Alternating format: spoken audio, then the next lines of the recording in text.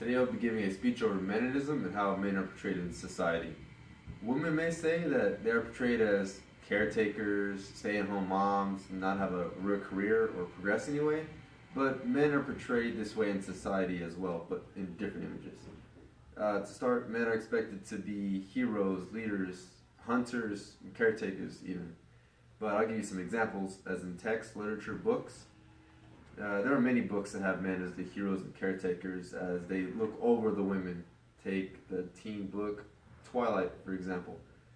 Bella is helpless throughout the entire series, while men, the vampires, and the werewolves protect her and take care of her. Like I said, she's helpless. So the men, as portrayed by the books, are the caretakers and the hunters.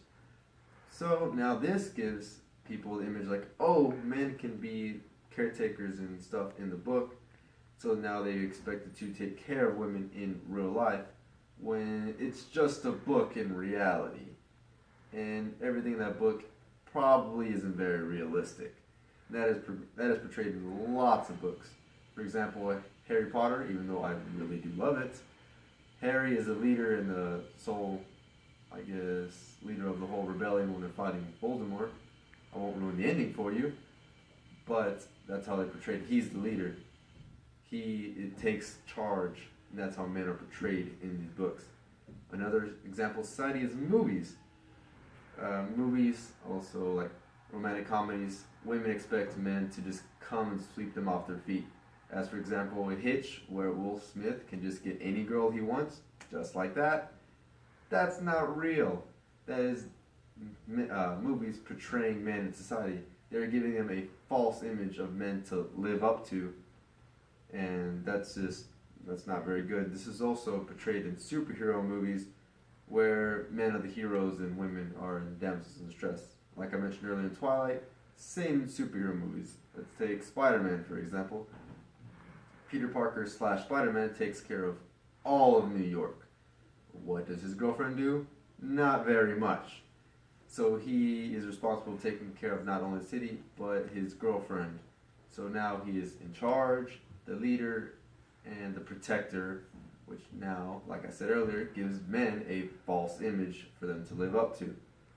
Another example is commercials in television.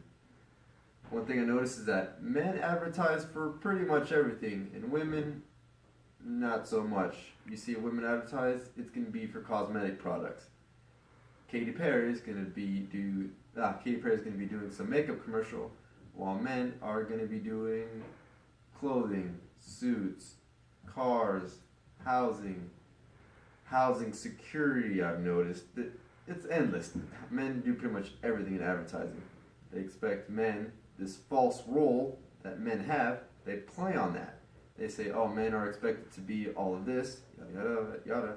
So that's what the commercials play on. Like, oh, men are the leaders of the house, so we'll put them as buying a house. And there's even a commercial where Prius, they've also taken on this. They know that Prius is a woman's car. So they will say, hey, let's get a bunch of guys, put them in a Prius, and it was actually a Super Bowl commercial, and let's just advertise it.